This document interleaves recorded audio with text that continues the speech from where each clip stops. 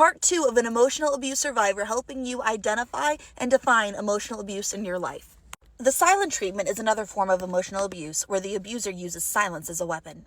They withdraw communication as a form of punishment, leaving us in a state of anxiety and confusion. It's a way to make us feel small and insignificant, as if our presence doesn't even warrant a response. This tactic keeps us on edge, always waiting for the moment they decide to acknowledge us again. There were times when I felt like a ghost within the walls of our house, like when I'd ask my dad a question and he wouldn't acknowledge me. Intimidation and threats also play a significant role in emotional abuse.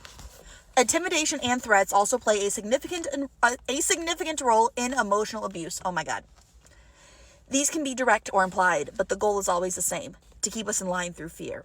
Threats of harm, abandonment, or other consequences loom large over every interaction.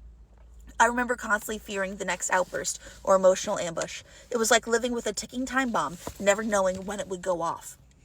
Another hallmark of emotional abuse is lies and deception. The abuser frequently lies or omits the truth to maintain control and manipulate our perception. We start questioning what's real and what's not, which only deepens the abuser's hold over us. They create a world where they control the narrative, making it impossible for us to discern the truth. In some cases, emotional abuse takes the form of financial control. Even as adults, we may find ourselves financially dependent on the abuser, who restricts our access to money or makes us feel guilty for spending anything. This keeps us trapped in the relationship, unable to break free because we don't have the resources to support ourselves. The abuser may also engage in exploitation, taking advantage of our time, energy, and resources for their own benefit. They demand everything from us but offer nothing in return, which leaves us feeling drained and unappreciated, as if our needs don't matter. One of the most frustrating tactics is blame shifting.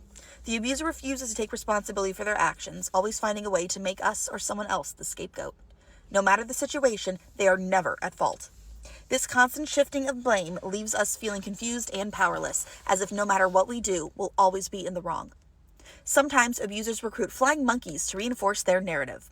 They gather allies who help them spread their version of events, making us feel outnumbered and isolated. It can feel like the whole world is against us, and that's exactly what the abuser wants. I experienced a swarm of flying monkeys calling me when I decided to cut ties with my dad. Withholding affection is a deeply painful weapon wielded by abusers. They use love and affection as a tool, giving and taking it away to control our emotions and behavior. It's conditional love. I know this tactic far too well. My dad often refused to hug me unless I did something to earn that love. For example, I'd have to rake the leaves or make his favorite meal before he'd offer any love. I never felt like he hugged me because he actually loved me.